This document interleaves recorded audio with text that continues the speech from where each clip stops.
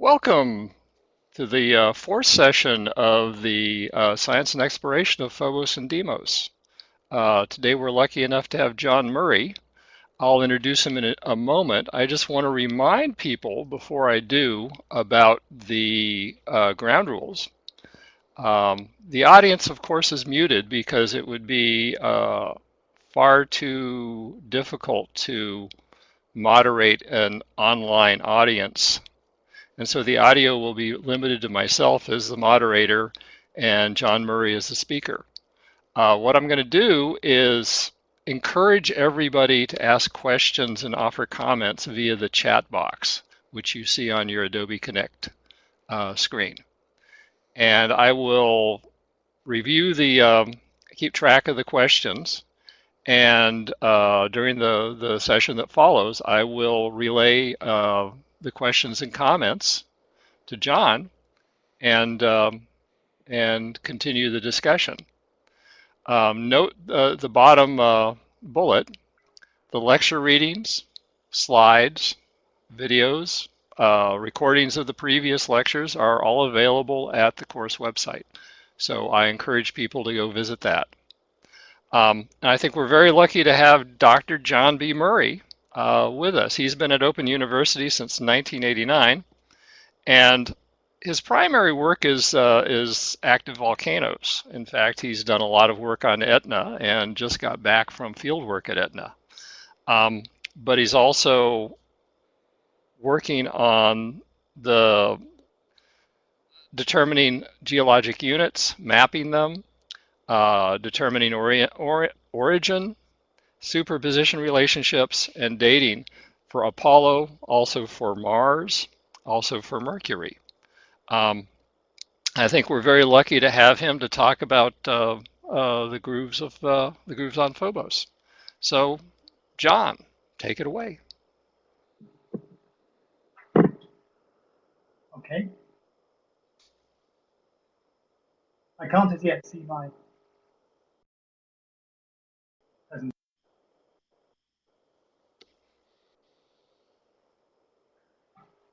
Okay, here we are. So I'm going to be talking about the origin of the grooves on Phobos. I think I should say at the outset that this seems to be a subject in which anyone who gets involved, publishes things, seems to take leave of their senses. So at the end of this talk, you'll have to decide whether exactly the same applies to me. So really the key to understanding the grooves of Phobos is the geography of the grooves, the mapping of the grooves, their position and so forth. And you'll find that they're different from all other planetary and satellite lineaments. I'm going to go through their characteristics one by one, and hopefully at the end of that you'll have some kind of idea of the main characteristics. Now the first thing to note is that, sorry, I'm having trouble getting the pointer. Doesn't seem to be working.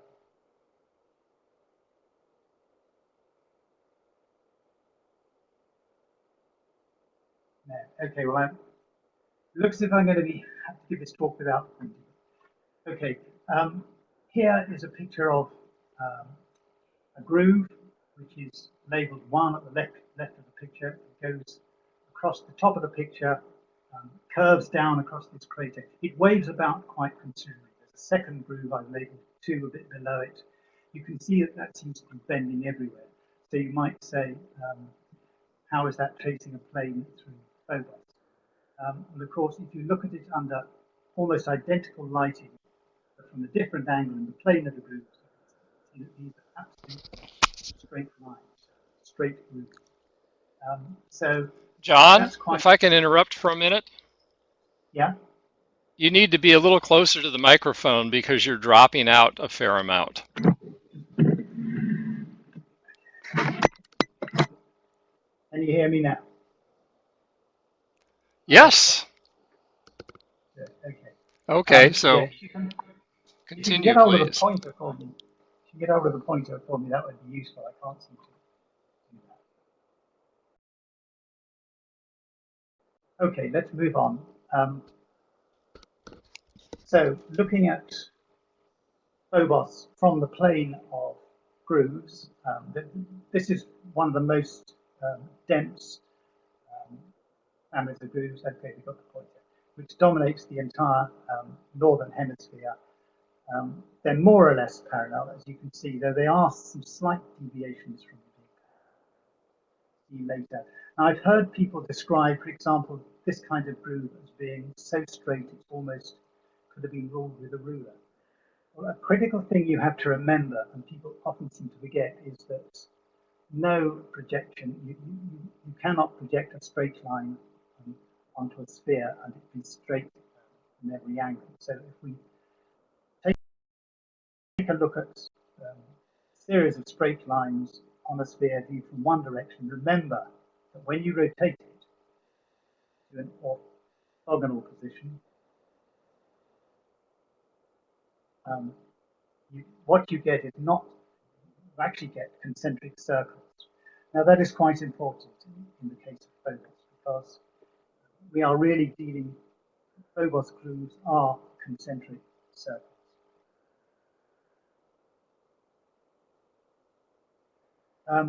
One other thing is that a lot of the origins that have been proposed for Phobos grooves deal with Stickney crater. This is the largest crater on Phobos. It's about 10 kilometers in diameter. I'll be referring to that a lot throughout the talk. There are several families of parallel grooves. I've got three here. There's these red ones here running more or less vertically. Orthogonal to those is the blue series.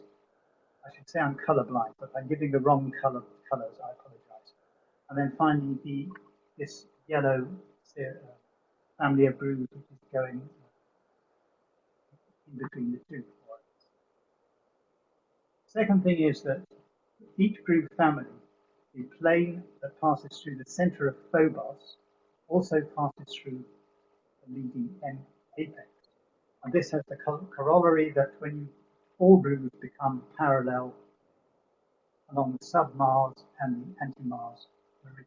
You can see that both in this very nice HRSC shot of Mars. All grooves which cross each other over here become parallel at the sub-Mars meridian. All these things have to be explained if you want to really explain the origin of Phobos grooves. Another important thing is that each groove family extends over no more than one half of Phobos. So if you look at this series of grooves which dominates the northern hemisphere, they suddenly fade out about here. These two craters, 1, 2, and 3, I've shown on another picture up here, and you can see that below them, all this area, the equator of Phobos, there's no sign of that major family. And another important characteristic is that the trailing apex of Phobos in its orbit, there are no grooves. So you can see in this case, the grooves of this dominant family fade out roundabout between the two arrows. Near the point where a groove family fades out, you also get clear interruptions affected by topography. For example, this series of parallel grooves here, they run up to the rim of this crater here, this very subdued crater here, and then they disappear. But they reappear on the opposite slope. So this is somehow this topography, and then they disappear off. So near the edge of their hemisphere, they are affected by topography. Finally, not finally, possibly, grooves are not radial to Stickney crater. This is a commonly believed fallacy. If we take this area here, for example, is Stickney here? I mean, you could see a roughly radial arrangement of grooves, or is it down here, and so forth. In actual fact, it's up here. So, although groove found this side of Phobos very frequently focus photographs I noticed by NASA probes in particular, they do appear to be radial. If you look at the other side, they're tangential. And really, they cross them at all angles. If you look at the image to the right, you can see tangential grooves here, grooves just crossing it, grooves running along the rim. Another important characteristic is that each family of grooves is of a different age. Here, for example, we have groove family in parallel grooves, 1A and 1B, and they are quite distinctly cut by grooves from family I2. Here. So that's also something that has to be taken out. All grooves are actually younger than Stickney by an awful lot. And you can see from just pure stratigraphic relations. For example, this groove here runs directly across Stickney, so does this one. So it's younger than Stickney. It's not only younger than Stickney, it's also younger than, for example, its crater within Stickney. The groove runs right up to the edge where the overturned flap of this crater. And in fact, that's borne out by the ages measured by Schneemann, which show that all grooves are between 0.5 and 2 billion years younger than Stickney. So really, they have nothing to do. All grooves are actually crater changed with raised ribs, and you can see it particularly well on some grooves here, which I've singled out here. This is the same grooves, and so is this one. And you can see quite clearly that there are outer slopes of the coming down. But it's not only true of these particularly prominent examples, but also every tiny groove that you look at. If you get it under the correct lighting, you can always see raised ribs, and you can always see broken up in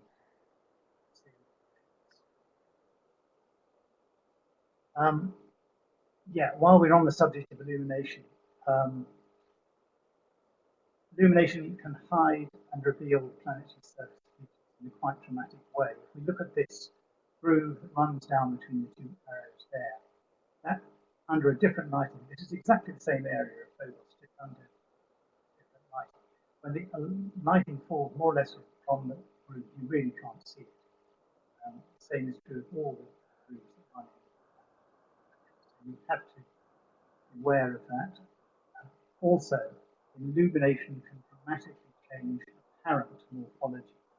I've taken here not a groove from Phobos, but this is actually a laboratory impact from Dalton Weatherkeep. And this is a grazing impact. You can see this top one, where the lighting comes from the top of the image, appears very much like a Phobos groove, and it has a quite distinct rim either side visible, but it looks more or less like a Phobos groove. If you look at it with lighting from the right, it's completely different. Look, there don't appear to be any, you can't see the outer rim things. It look just like rather irregular pits over here. And this crater here has suddenly developed this wall on this side, which you can't see up here. So there's a lot of talk about the morphology of the grooves being very different, different grooves having different. A lot of this, in fact, I would say virtually all of it is due to lighting. Now, to come on to the proposed origins of grooves, these fall more or less into two groups.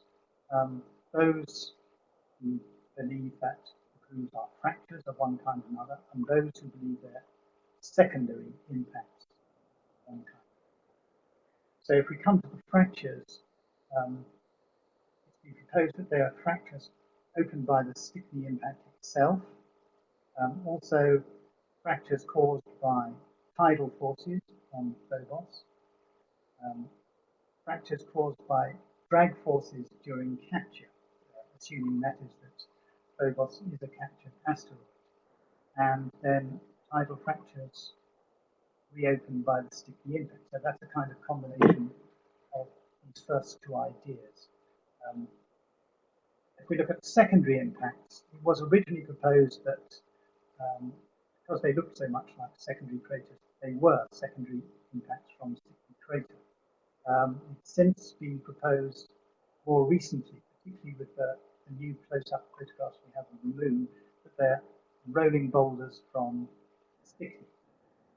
So similar to that, if you like, but rolling boulders rather than impact. And then finally, the impact which I've been, the explanation which I've been particularly involved with is that they are the result of secondary impacts, chains of secondary impact craters from impacts on Mars. So if we look at these ideas briefly, not in any great detail, but we look at Stickney impact fractures. This was completely examined by Fujiwara 25 years ago, and he impacted aluminium sphere at 4 kilometers per second and caused the aluminium sphere to break apart entirely, to fracture. And he did this with several. He tried this several times, and this is a matter of just one of them. And you can see that essentially what you get is not, there are no straight or parallel grooves. What you get is polygons, essentially polygonal fractures. I think people tend to imagine that if you have an impact into something, then the fracture should be radial. So usually thinking of a broken pane of glass, but of course a broken pane of glass is very thin. It's not an infinite half space or anything like it. In the case of Phobos, you're really punching into a football, or perhaps a soccer ball, your side of the Atlantic. So you're causing that to expand, and of course that will give you the polygonal fractures that you see. So I think that's highly unlikely. Second thing is the reopening of tidal fractures. Now, this means that effectively these fractures, grooves were formed before Stickney was there. So Stickney then impacted into the surface near them and reopened them. But of course, as you will know from your knowledge of impact cratering, particularly from laboratory impact cratering, this is a laboratory impact from overhead experiments in the 1970s. There he's marked parallel vertical lines in the sand before impacting. And of course, the compression of the impact has forced these vertical lines outwards, which is what happens, exactly what you get during impact. But you can see on Stickney, there's absolutely no deviation whatsoever. Each of these grooves runs straight across Phobos without any sign of deviation. You can see.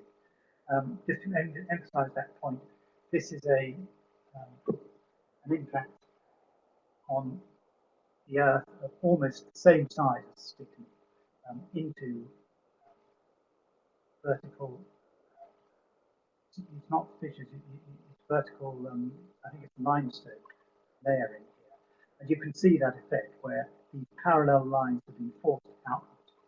Virtually all of the impact crater itself has actually been eroded away. So what you're seeing is well below the impact crater, but it's still, you can see the way that's been forced. And you don't see that at all in Stickney.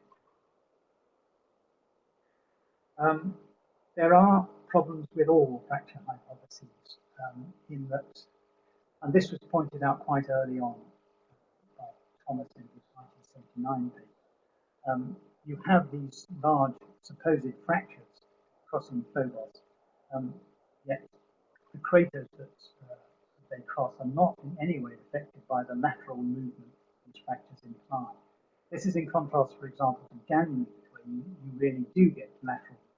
See how that's turned the circular crater lips. I've actually reconstructed how Ganymede should have been before that. So you can see what I mean. And that doesn't happen on Phobos. Thomas has actually put an upper limit of about 20 meters on for each groove on the amount of horizontal fracture opening that can be allowed. So that's really quite a small amount. And the only way to explain that is that that we're dealing not with the actual fissures, the fractures themselves, but with pits in the regolith above fractures. So if you look at this diagram here, you're getting a 20-meter open fissure, and then you're getting, which causes drain down of the regolith into the fissure, and that causes this the fissures, the grooves to be 200 meters wide. Frankly, doesn't look very impressive from a morphological point of view. For example, these are collapsed bits, so you don't get outer rims that you would see Phobos grooves. Also, whenever you get these pits forming on the moon here, or on Mars, or on the Earth, they're always associated with faulting. And one thing you don't see on Phobos anywhere is faulting. There's the other point that does Phobos have or could Phobos have had a regolith at the time when the grooves were formed? If the grooves were formed during capture, then the forces involved in capture would have been enough to remove the regolith because the gravitational field of Phobos is so small. And the regolith would have again been removed during the Stickney impact, just simply due to the seismic waves consequent upon that impact. So that really makes it difficult to support the idea that the Phobos grooves are lines of pits above fractures. There's also this paradox of the crossing fractures. This is looking at Phobos from the front end, so you can see that, for example, this very prominent series of grooves that dominates the northern hemisphere here is cut obliquely by this second series of grooves here. So if you imagine these grooves really being fractures and going into Phobos, you can measure their dip really very accurately because the grooves are so long. So they have to. So we have the original series of family of grooves here, parallel grooves, being cut by the second one. You can see as soon as they start to propagate into Phobos, they come against the discontinuity of the voids created by the first series of fissures. And of course, you can't do that. You can't propagate a straight line like this through void spaces. Even if these are very shallow, I've taken here the, not the sub-Mars meridian, but the anti-Mars meridian. You can see there's a pair of grooves that sort of cross there, very, very tightly interwoven together. That implies that they're cutting through each other at about 300 meters depth, which is still really great. So they really are not fractures. Everything argues against it. So what they look like is secondary impact craters. That was obvious from the very first, idea, which Berker and Duxbury in 1977, the very first publication suggested that they were secondary impact craters. I think from Stickney.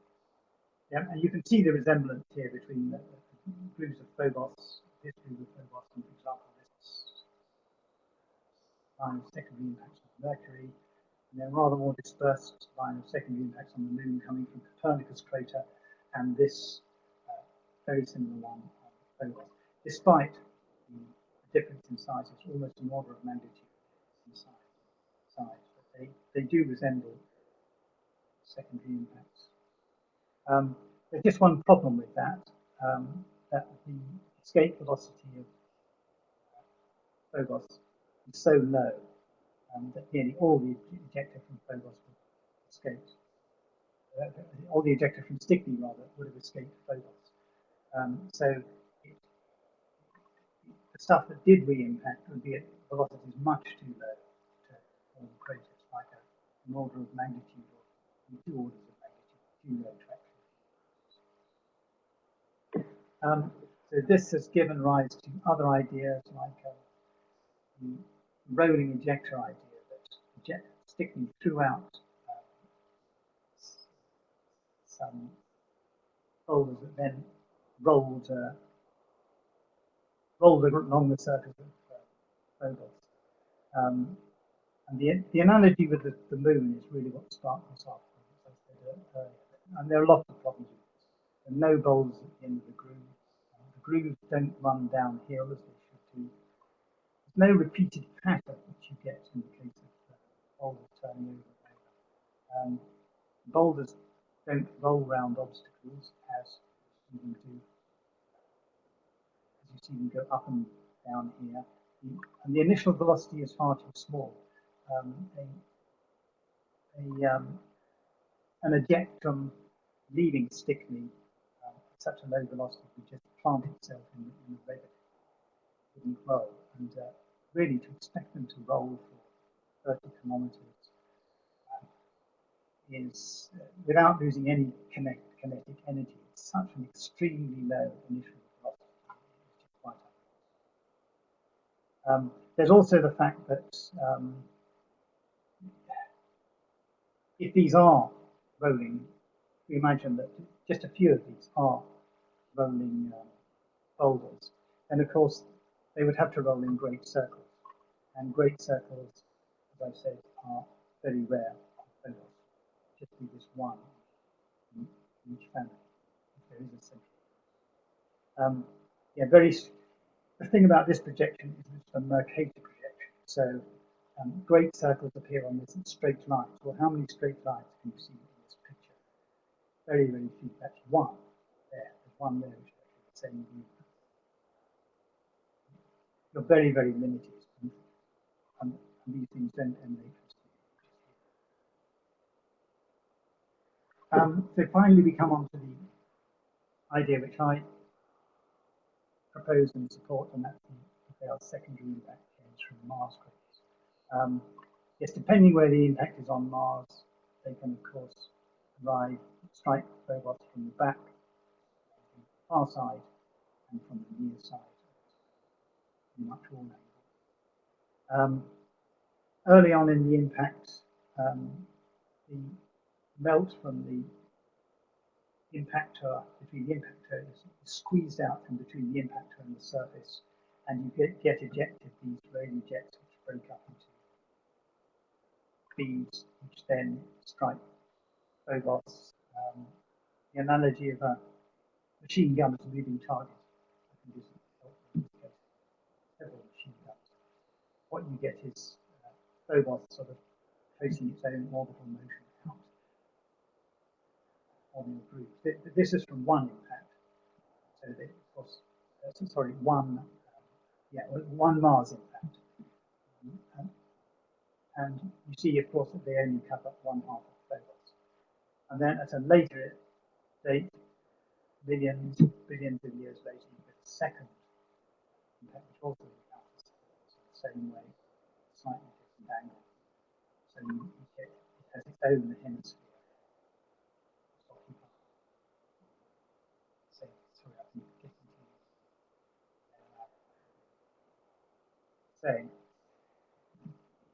Okay, so trying to sum this up, really, Fracture's idea, here we have all the groove characteristics, which you really have to explain if you want to get a reasonable. If you want your hypothesis to actually work. Well, you can see Fracture's hypotheses, you can tick very few boxes, 3 or 4 at the most. And the same is here actually for secondary impact until you get to the ejecta from Mars craters, which actually tick all the boxes. And this is a second idea I put in, which I haven't actually mentioned, which is proposed by Schultz. It's in the Gray literature, it's not widely known, but Pete Schultz actually proposed that early in its history, Mars had rings, rather like the giant planets, Saturn and Jupiter and so forth. So during the process of accretion, really, very early in its history, and if Phobos was around and passed through the rings, then it would have it was possible that grooves would have been formed, a series of parallel grooves would have passed through each ring. Of course, the problem is that we now know, which he didn't then, is that the grooves are formed at whatever it is, between 500,000 and to 500 million. No, it's a bit older than that, but it's a long time after. It's 1 or 2 billion years after these rings would have existed. So the thing really doesn't fit into the time, though it does tick a lot of the boxes actually. Second best. Here I tried to show maps of grooves, what kind of grooves you expect from each one of these hypotheses. Starting with Stickney ejecta. This is actually affected by local gravity of Thomas in his 1988 paper in a very particular way. But anyway, the grooves that you would form is nothing like the map of Phobos grooves itself. Tidal stress similarly will get fractures in these 2 different directions roughly, and again that's not what you see. Rolling boulders, same thing. Here I've simply ejected some boulders from Stickney, which is here. So I've drawn them kind of regularly. It's very rough and ready presentation. But anyway, it sets them off rolling, and then here I've just shown the downhill directions where they should be rolling. Of course, it doesn't correspond to see.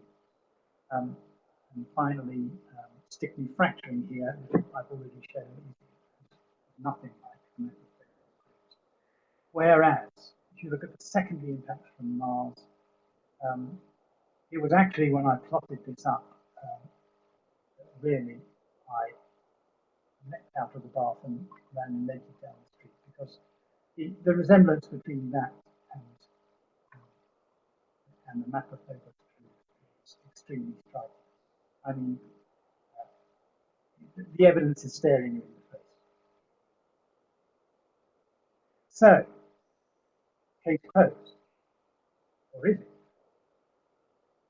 Because shortly after I published the paper, more or less something that I've just said, this paper appeared by 2 people you may not have heard of, or you may have heard of, Kenneth Ramsey and Jim Head, in 2013, in which they examined my hypothesis, the idea of ejecta launch from impact craters on Mars, and they find a number of serious ejections.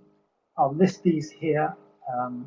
It's about 8 objections. I sort of summarise them. And if we go through these one at a time, parts of some of the grooves stray into regions shadowed from Mars, presently shadowed from Martian ejecta. The largest North Polar family of grooves cannot have been in place. Well, they found that they tried 5,000 orbits on Mars, and not a single one produced the North Polar family of grooves. So I had to look at the illustrations in the paper, and I was immediately struck with this. This is their projection of my map onto a model of Phobos, and clearly something's gone wrong here. You can see the grooves bend in here and here. They shouldn't do. And also, more importantly, they showed grooves really very close to the North Pole, whereas the map that they used only goes up to 60 degrees. So something's wrong with the way it's projected. And it's emphasized actually by this second illustration. And here again, you can see that's my groove map. That's a groove which goes up to 80 degrees here, whereas my map stops here. So I think that explains why they've got grey grooves straying into shadowed areas and so forth. It's simply because of the way it's projected. Now, they also point out the sort of the opposite, that half the zonal avoidance at the back end of Phobos is exposed to ejecta to Mars, could be hit by ejecta to Mars. And that, of course, is quite true. If you get the velocity high enough, then yes, you can hit any part of Phobos from Mars. But the point is that it's very unlikely that you get velocities that high. So, and seeing as we shall see later, there only appear to have been at the most about a dozen impacts that have caused only a dozen groove families, then there isn't much chance of hitting that time. Now, they also claim that grooves on the anti-Mars side of Phobos should exhibit observably larger dispersions in pit spaces, though they don't actually present any supporting evidence. So this set me off actually started counting and measuring. Heck of a long time. Anyway, the end of this particular investigation shows that yes, okay, that there is some wider dispersion on the far side. Though, as we shall see later, that is dependent on neutral attraction between groove particles, between ejecta particles on their way to Mars, which has a significant effect. Now, this first point they make is that individual particles that formed a single secondary crater chain would have had to have been launched at almost identical velocities and directions, differing by very tiny amounts, and must have had almost identical diameters and spacings. Well, yes, that's quite right. But then that is the case. We are dealing the particles that we're dealing with a Rayleigh jet here, as we shall see, and so we're dealing with liquid that then breaks up. So we are talking about the same particle, then becomes strung out and breaks up into individual particles. As you can see from this shot of my adored children playing in the garden, you can see my daughter defending herself against this aggressor with a Rayleigh jet. You can see the way the Rayleigh jet is broken up into these individual particles. And of course, the same thing happens. This is the classical paper of Savart's original paper, 1833. I don't know if you're familiar with this. It was done 3 years after the first, I think about 3 years after the very first photograph was taken. That first photograph had an exposure about 8 hours all day.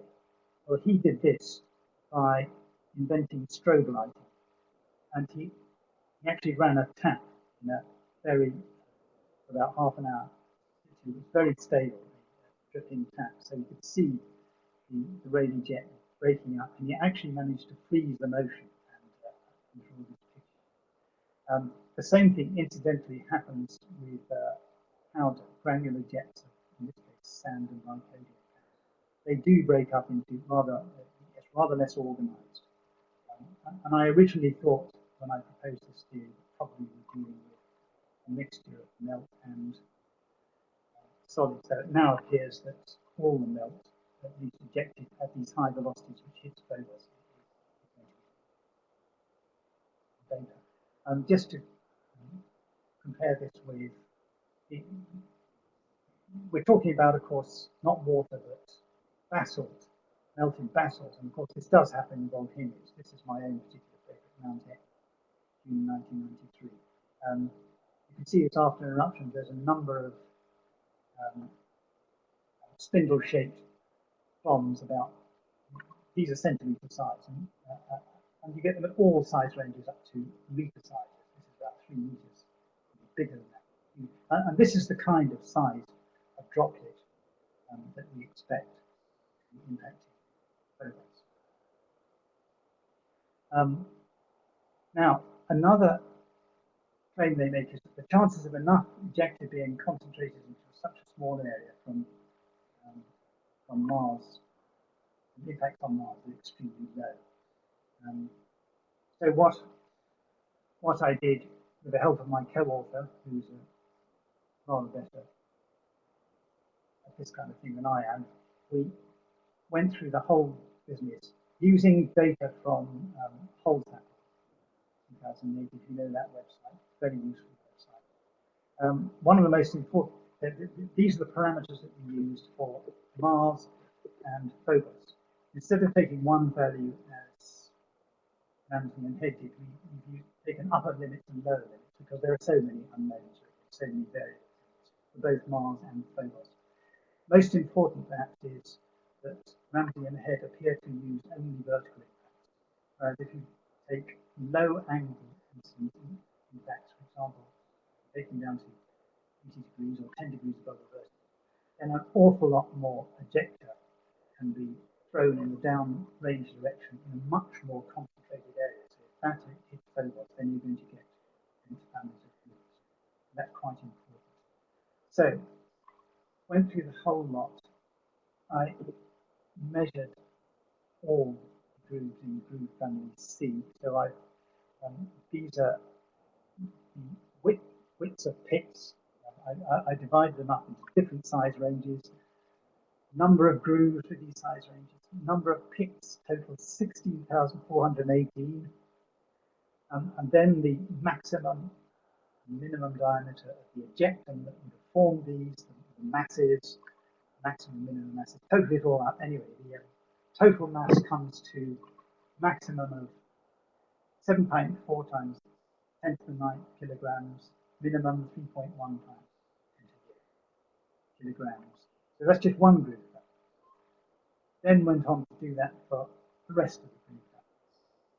And you can see you end up with about nearly an order of magnitude 2.68 times 10 to the 10th was the upper limit, kilograms, and 2 times 10 to the 9th. So we got the mass. Now we look at Mars craters.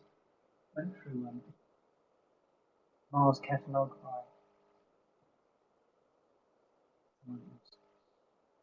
name I've forgotten. Anyway, so these are different ranges in diameter of Mars craters, and in each case we've taken the upper limit is the grey line and the lower limit is the white line. So at the end of all this is that you get the number of families that could have been formed by the observed impact crater. So we start with the lowest ones. Lower limit is 0, largest amount is 15 families. The upper limit is 50. Mars crater diameter average quantities, right up to big craters around 300 kilometers across, where you could have 468 of these, 468 families formed in one of those, or a minimum of one. So there are so many unknowns, basically, and so many variables. The lower limit total is that these 5 groove families can be explained. The upper limit is 2,000 groove families can be explained. So it's somewhere between those two values. This is really illustrative, essentially.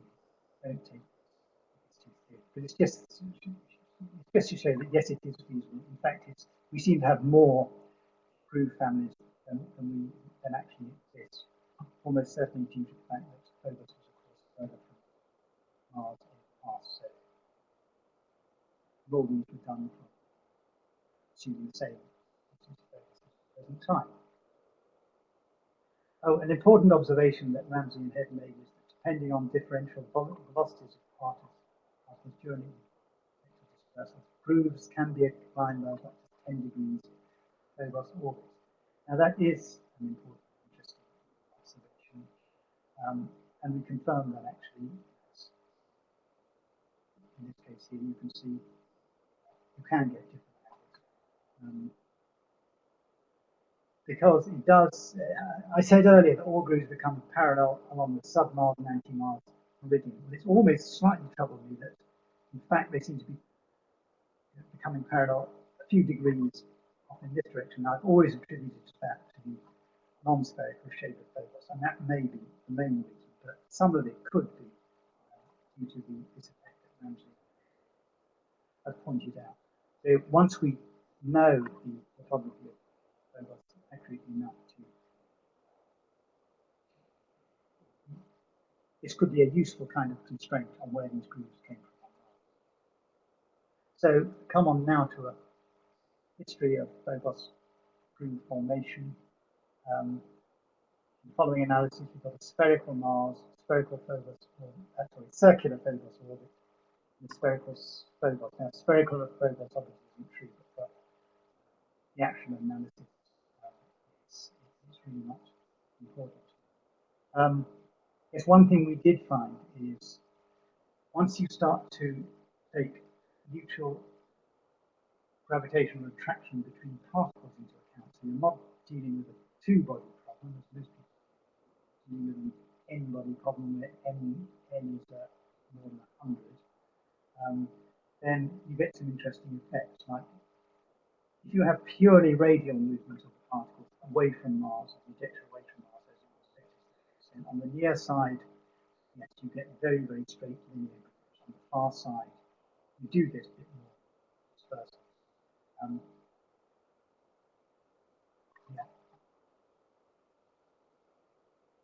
And then finally, or almost, virtually finally, this is our model history of Phobos groove formation. So we have a large number of families formed by different impacts.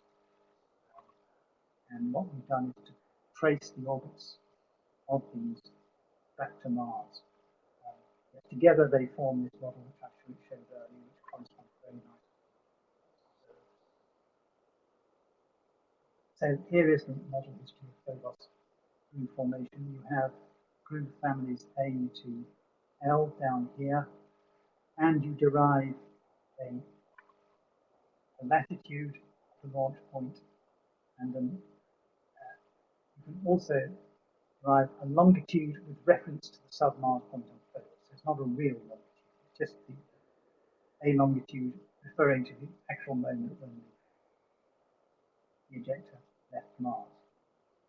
And you get the impact speed and the flight time to Phobos.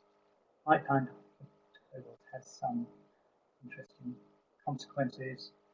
For example, well, I'll first of all actually show you this is actually the map of Mars.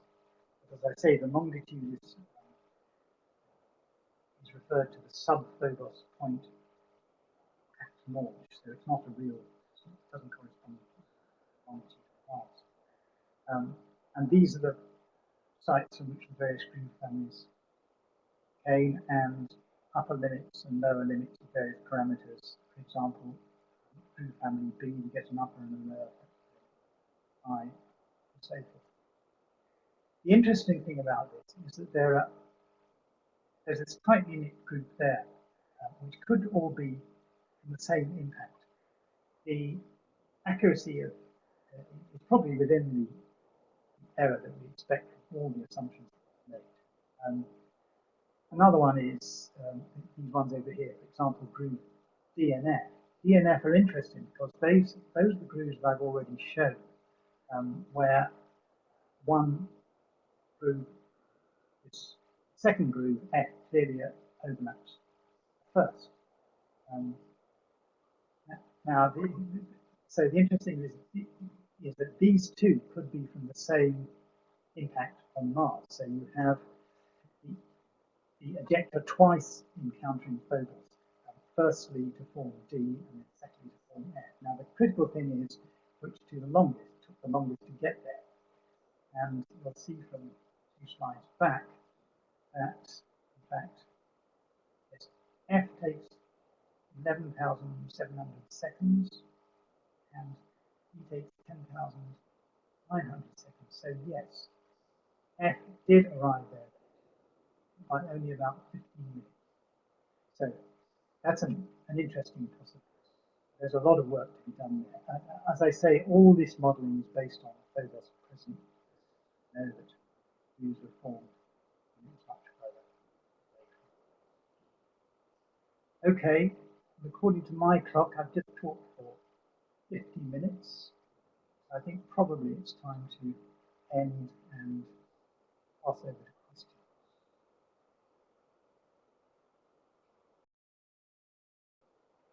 questions. Well, thank you very much, John. We have a bunch of questions, so I will go through them, and people, don't be afraid to ask follow-up questions or make follow-up comments. So the first question is, what makes an individual groove part of a given family?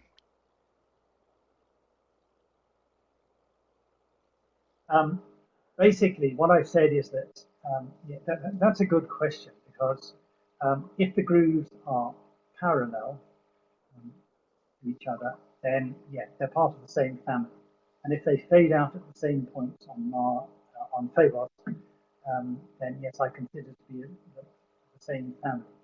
But of course, as we saw in that first picture, the families, the groove families are never quite parallel. There are slight differences, presumably because Phobos has turned during the interval between one ejectum and another, things like that, ejector spring and another, various things like that.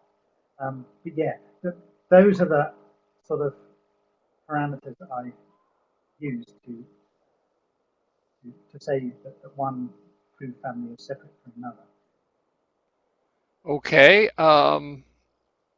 going back to the experiment with the impact in the sand under the two lighting conditions, the terminal pit appears significantly larger than all the previous ones. Why do we not see that same effect on Phobos? Go back and have a look.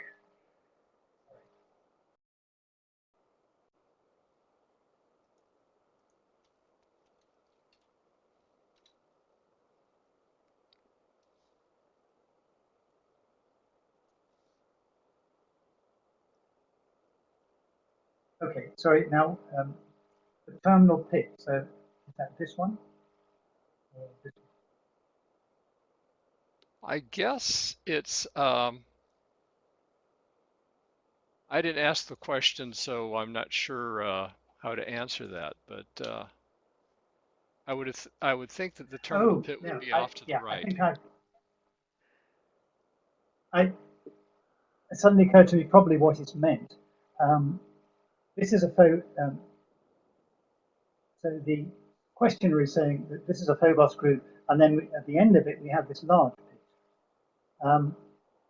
Okay, these grooves were not formed in this experiment in the same way as I'm proposing the grooves on Phobos. This is actually an impact not by a series of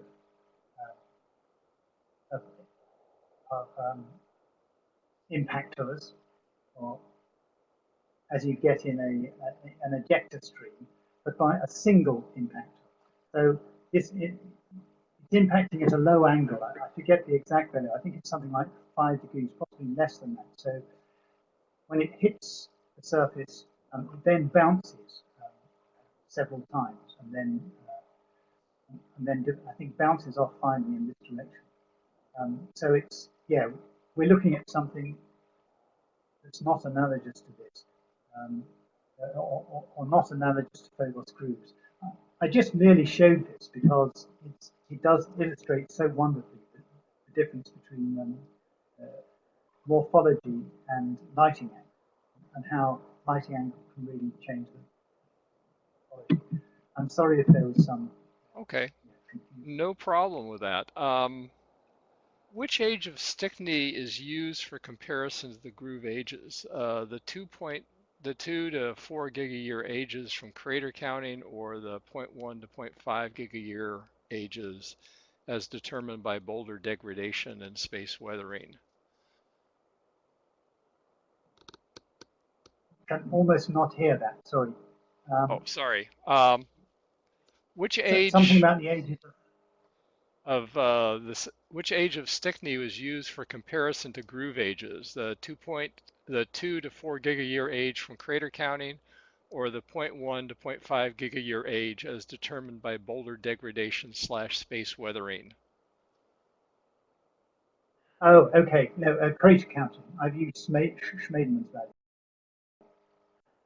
Okay. Last week it was thought, one of the comments was, last week I thought it was established that crater counting doesn't work for Stickney because of secondary impacts. Because of which secondaries from where? I would assume that that's secondaries from Stickney. Okay. No. I don't think you're going to get secondaries from Stickney because for anything to re-impact Phobos from Stickney, um, the velocity is so low that you don't get secondary craters. Okay. I don't have a picture here, but if you yeah, if we take this image here, if this was an impact crater with secondaries, then you don't get secondary crater chains or any secondaries appearing until you're about half a diameter away from the crater. That's because the velocity there of the trajectory taken by projector there actually impacts the surface. I think it's about 200 or 300 meters per second, sufficiently high velocity to form craters. Closer to the crater than that, below about 200 or 300 meters per second, you just get rim deposits built up. You get no secondary craters. Okay. You just get the material that's thrown out, it just lands there and stays there. Well, I think Phobos having such a low escape velocity, the material ejected by Stickney anywhere on Phobos will just simply stay where it is. You'll get rocks, overturned flat, whatever it is, but it will not form secondary craters. Okay, one comment is that faults on the Moon and Mars are geological and follow rock formations to a degree.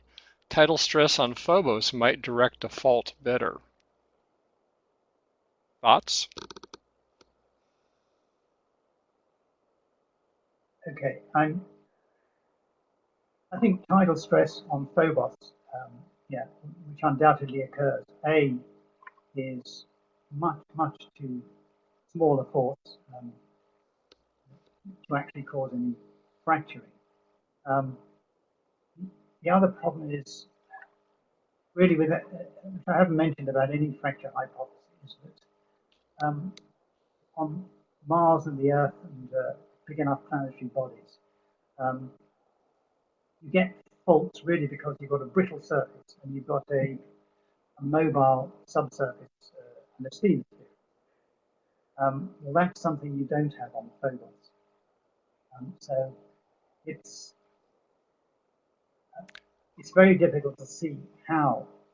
I mean, you either break Phobos apart altogether, you smash it, which requires enormous forces, or else you fail to fracture it. And I think Phobos has been failed to have been fractured. Okay. I hope that gives some kind. All right. Tidal disruption of an asteroid, for instance, Shoemaker-Levy 9, would create a long chain of material that would create grooves, as Dr. Murray suggests. How common are such strings of debris? Would a close encounter with Mars be enough to create such a string? Sorry, but I didn't follow that. Can you repeat the question? I think the idea is that you could have Shoemaker-Levy 9 style tidal disruptions of passing comets or asteroids. And maybe that's a Yeah. way of creating a string of craters. Yeah, I'm not sure that Mars is big enough or near enough to the asteroid belt to do that. Also, if you think of the Shoemaker-Levy impact into Jupiter, they didn't produce a tightly bound string. They produced widely separated impacts. So Jupiter had rotated a lot between them. So I think if that does happen, you wouldn't necessarily get a visible string of impacts. You might get an impact. Um, you probably get a series of impacts, and Phobos will be rotating as it does very rapidly, as you know, in the interval.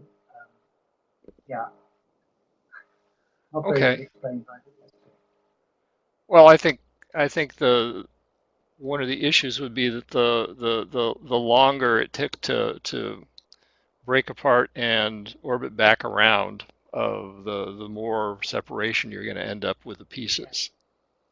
Yeah, that's Um, true. That's what I mean.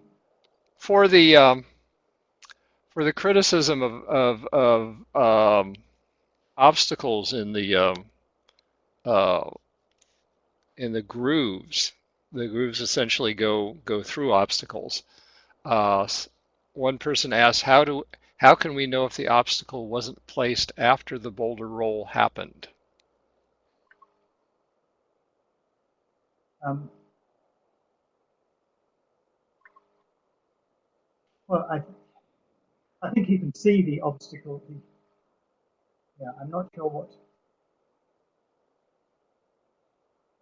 Well, I would think that it would be an issue of looking at superposition. Okay. I mean, if it's something like a rock that's in the way, yeah, then that could have appeared afterwards. Um, but what I was referring to was that the very first picture I showed, where you can see that seen from above, um, the, the groove clearly winds round a crater rim and then goes down inside and curves as it does so, curves around as it does so. Well, the, the obstacle was clearly there beforehand because the boulder track superimposes it. Yeah. Okay. Um, in view of how only a very small portion of ejecta from a crater on Mars intersects Phobos, what is the minimum crater size on Mars that is required to produce a family of grooves on Phobos? Um, well, as I say,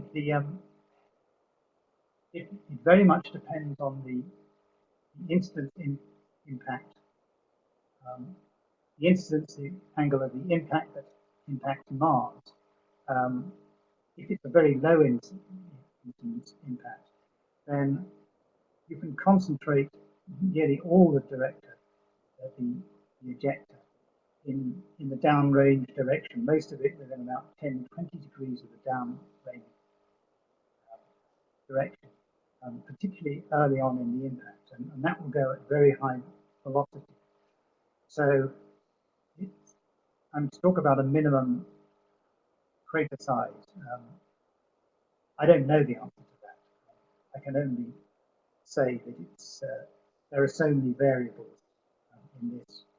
Um, that, I mean, that whole discussion was really to try and illustrate the point um, that there's certainly um, enough Mars craters to more than account for the grooves that we see.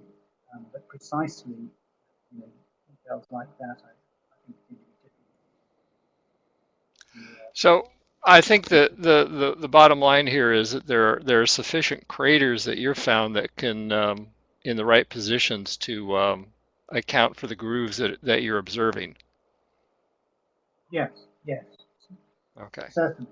Though, as I say, there's a huge amount of uncertainty. I mean, 5 families to 2,000 families is, you know, Okay.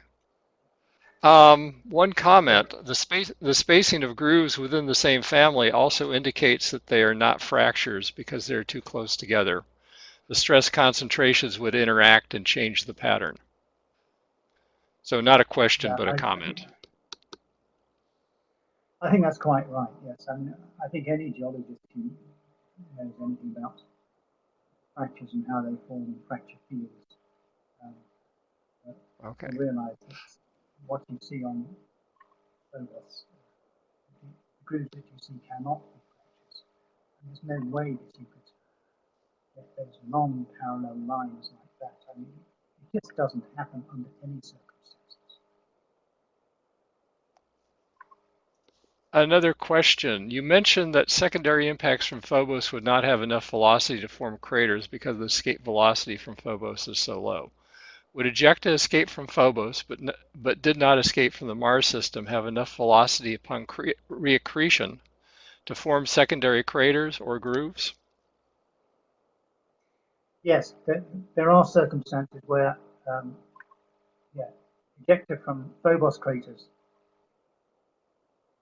that's what we're talking about, yeah, Yeah. then goes into orbit around Mars and can be accelerated, yes, and can re-impact Phobos, that's true. But if you talk about ejecta springs, then um, the chances of that happening, and there are so many it's got a long way to go. So imagining you're still going to get, you know, tightly grouped strings of ejecta re-impacting Phobos, I think is highly unlikely. Um, in view of the effects of orbital mechanics that disrupt all parallel spaceflight, how do grid patterns of Mars ejecta remain intact over flight times of roughly 20 minutes to several hours? Um, sorry, what is it that is supposed to disturb this? The In first part, view of the effects of orbital mechanics that disrupt all parallel spaceflight. all parallel spaceflight. I don't follow that. Well, um, maybe the questioner can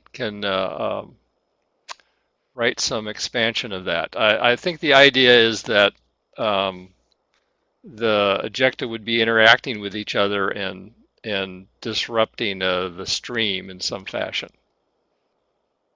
Well, as I say, we've modelled that. I mean, we've done two things. I mean, we've ejected um,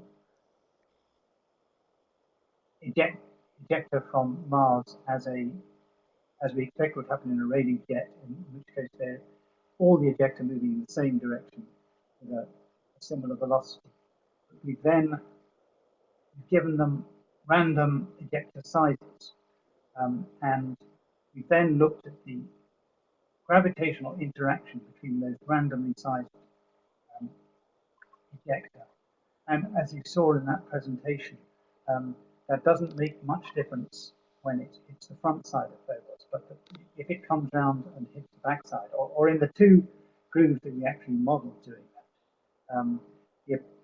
then yes, the appearances were quite different. The ones that hit the backside were quite largely dispersed.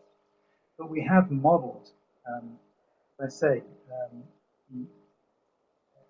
we've done more than 100 body problem um, analysis of this um, and looked at very precisely at what effects varying the ejecta masses, the launch velocities, or slight variations Okay. in launch velocities and direction from Mars. Um, so, yeah, I mean, there is some disruption, but it's not as much as you think. Okay. Earlier showed an image suggesting that if the fractures go all the way through Phobos, they would intersect and make it unstable. What if they only propagated through a surface layer?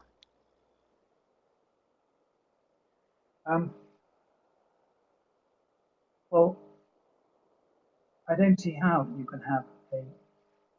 I mean, the surface layer, as if these are fractures, has to be irregular, and so you can't really propagate fractures that are 30 kilometers long and dead straight to a regular.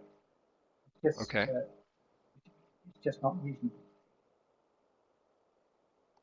And if you're thinking about the same fracture only going a little way into Phobos, then again, how can it do that?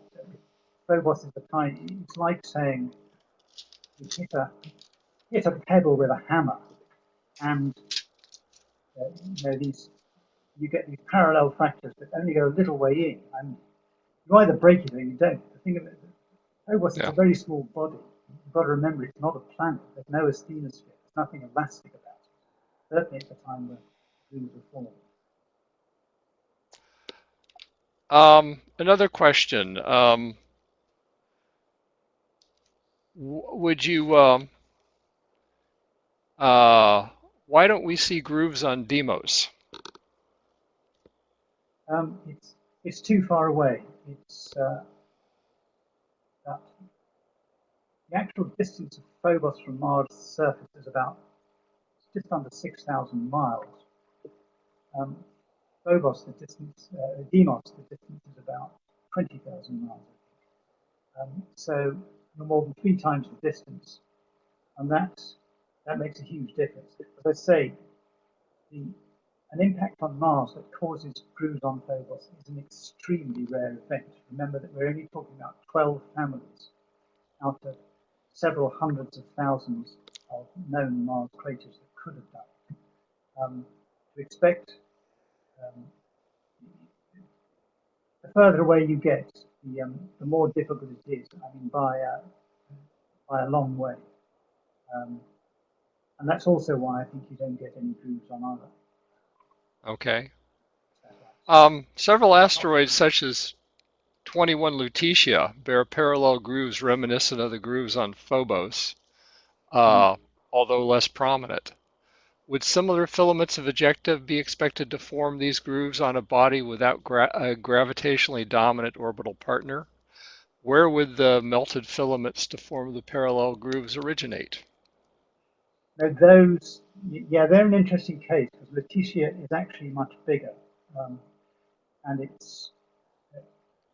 you apply Hol's-Apple equations to Lutetia, then you can get secondary craters. The ejecta is actually traveling fast enough from Lutetia to form ejecta.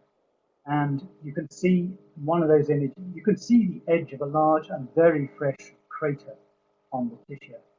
And the batches of ejecta are radial to that, though they cross each other in an interesting manner, and they come round the sides and round the back because it's still really quite small. But yeah, I think that's a case of that's probably about the smallest body we can see where you can get secondary craters from a crater, an impact crater on the surface of that body. Okay. Would you expect to see the grooves with such continuity and uniform of width? Is it a fair characterization? How strong is the correlation between ejecta size and ejecta angle?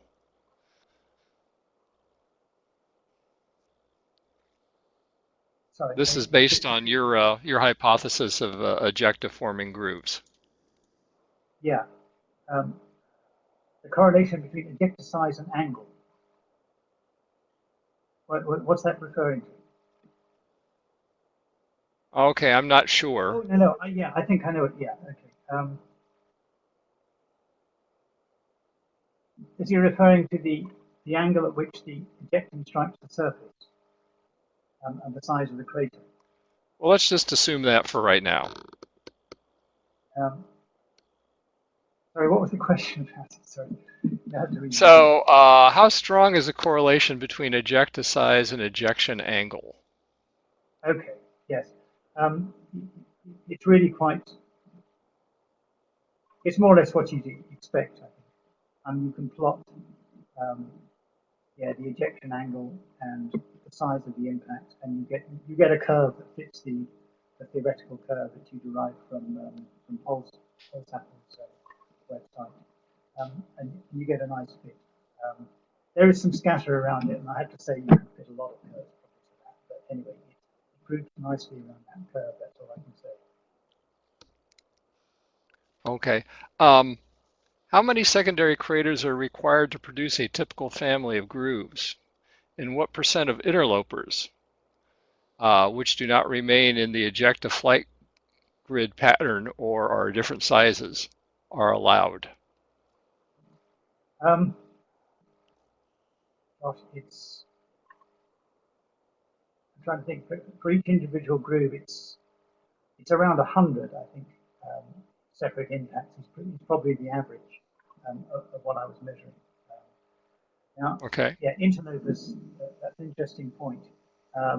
Generally speaking, you can spot them because they either look, you know, fresher, they're sort of superimposed on the general pattern, or else the groove is superimposed on them or half obliterated. And it's possible there are some interlopers there, but I think they're relatively few and far between. A related question is, how much time does it take for an ejecta chain to land on Phobos? And how much will Phobos rotate during this time? Can that create a measurable deviation of the groove from a plane? I'm not sure of the answer to that question. It's very small. I suppose it's something like approximately 15 over 6,000 times. Well, considering how slowly Phobos rotates, it would not. Considering how slowly Phobos rotates, it would the fraction of rotation you go through during any impact sequence would be pretty small, I would think. Yeah.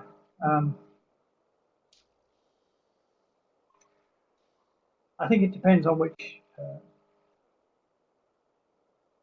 frame of reference you're using. I mean, Phobos always has the same face to Mars, so it doesn't rotate relative center of Mars.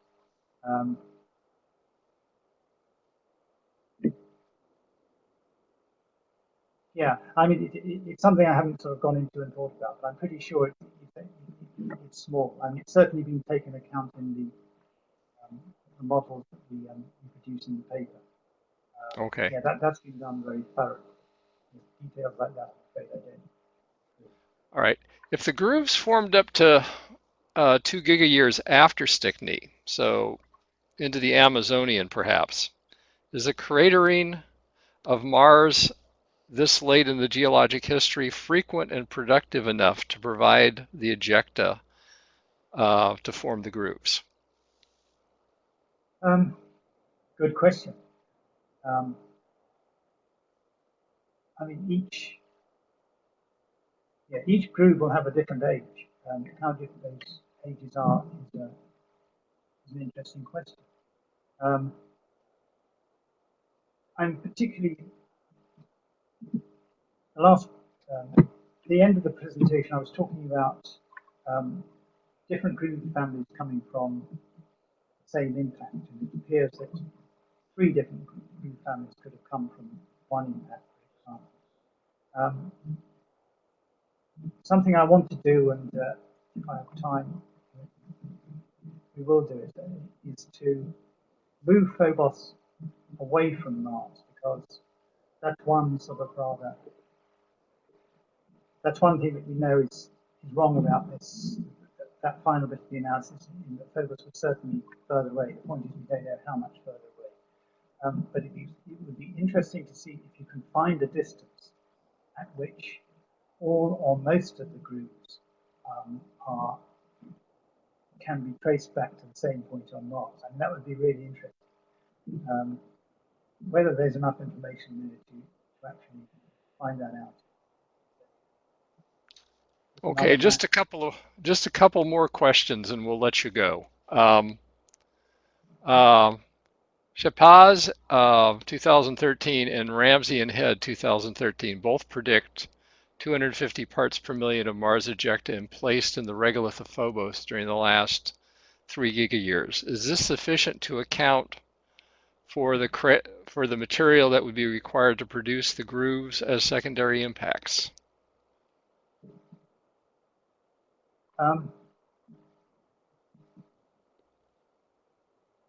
It's sufficient. Yeah, I mean, there's not sure it's answering the question, but yeah, I'm often asked how much Mars material lands on Phobos. Well, I mean, according to this idea, then you can see that quite a bit lands on Phobos. But then the thing about impact craters is that a lot of the impact is actually ejected early in the impact. So the amount of Mars material that remains on the surface of Phobos can be a lot less than is generally believed. Because it will all be.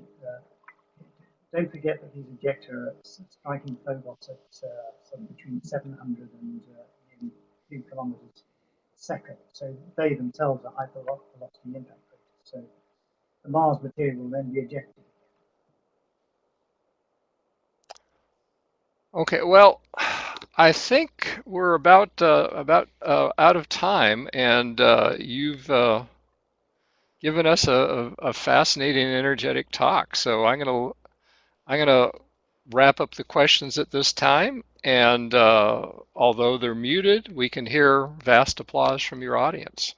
So thank you very much, John, for giving us this talk and fielding the questions. I know it's been a marathon, and if there are follow-up questions, we'll send you some emails. But thank you very much for being willing to do this. That's great, Craig. All right, and thank you, Ricky, for running this program, and thank you all for attending yet another week of the Phobos Deimos class.